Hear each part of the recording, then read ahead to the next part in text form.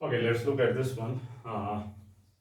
Similar one जो इससे पहले था, पहले वाले सेशन में almost same है. A flat car of mass m. So we have this car, some crazy car of mass m, capital M, is at rest on a frictionless floor with a child of mass small m standing at its edge. So we have this car, frictionless surface, so friction नहीं है, and this child is here at one edge, उसके एक edge पे, एक end पे. If the child jumps off the car rightward with an initial velocity u with respect to the car, find the velocity of the car after the jump. So we have child जो है वो यहाँ jump कर रहा है rightward. Let's call this positive direction, positive x or negative x. Child की velocity जो है with respect to the car,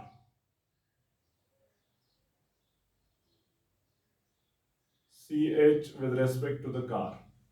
Child की velocity with respect to the car is equal to u. वो दिया हुआ है. Let's suppose with respect to ground इसकी velocity जो है that's vchg. Velocity of child with respect to the ground.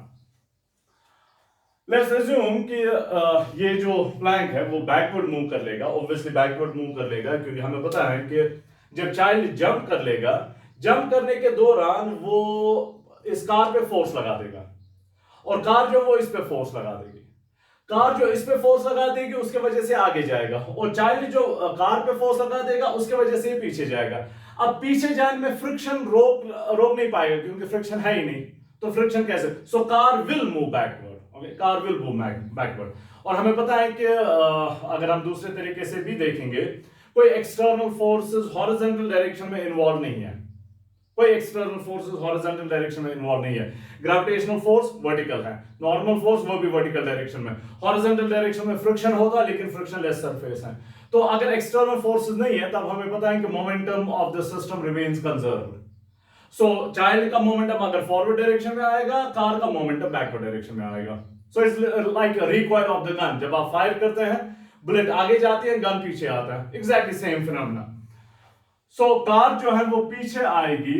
Suppose with the velocity of car with respect to ground is equal to v, simply v. Negative direction में of course. वो v हमें निकालना है कि किसके बराबर होगा. अब इसमें जब ये जंप कर लेगा, जंप करने के time just after he jumps, okay, just a moment, just a fraction of a second after he jumps, ये यहां पर है. अब उस पे ग्रेविटेशनल फोर्स की वजह से वो नीचे आएगा. ओके, ग्रेविटेशनल उसकी हम बात नहीं कर लेंगे, हम सिर्फ उस पॉइंट तक बात करेंगे, जस्ट आफ्टर द जंप वाली बात कर लेंगे. Okay, just after the jump वाली बात कर लेंगे. अब इंटरनल फोर्सेस इन्वॉल्व है तो सेंटर ऑफ मास की मोशन इफेक्ट नहीं होगी. Before centre of mass somewhere here at rest, so afterwards भी रेस्ट पे होना चाहिए. ओके, जब ग्रेविटी इसे नीचे लाएगी ऑफ कोर्स तब सेंटर ऑफ मास चेंज होगा क्योंकि now gravitational force is an external force, वो इसे नीचे मूव करा रहा है. सो इसलिए हम उस साइड में नहीं जा रहे, हम जस्ट इनिशियल सिचुएशन की बात करें. जस्ट ये जब जंप कर रहा है, just before the jump and just after the jump. Okay, just before the jump and just after the jump. Just before the jump and just after the jump, उसमें सिर्फ वो इंटरनल फोर्स इन्वॉल्व है, so centre of mass will continue to be at rest. Okay, so center of mass अगर rest पे है तो velocity of center of mass is 0. So v com, which is 1 by m total mass, summation of mi vi is equal to 0, which means m को ऊपर लाएंगे, 0 will eat it up. यहां पर बन जाएगा m1 v1 plus m2 v2 is equal to 0. So m1 v1, let's suppose child है, child का mass small m और चाइल्ड की velocity with respect to ground. Okay, with respect to ground वो हम यहां पर पहले निकालेंगे. चाइल्ड की velocity with respect to car is equal to child की velocity with respect to ground minus car की velocity with respect to ground. So this implies velocity of child with respect to ground is equal, इसे यहां लाते हैं, child की velocity with respect to car plus car की velocity with respect to ground.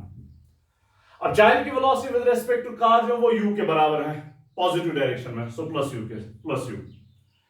Car की velocity with respect to ground जो है वो v के बराबर है, लेकिन नेगेटिव डायरेक्शन में, सो माइनस साइन के साथ लेना पड़ेगा, so minus v, exactly same जो इससे पहले वाले सेशन में हुआ था.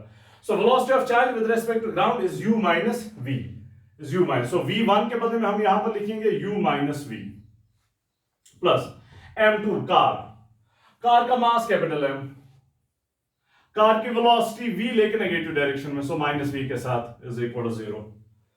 So this implies mu minus mv minus capital MV is equal to 0. So this implies यहां पर मैं v को कॉमन लेता हूं, बन जाएगा m plus m times v, negative है दूसरे साइड में लेंगे पॉजिटिव बन जाएगा, is equal to mu. So this implies v is equal to mu divided by m plus m.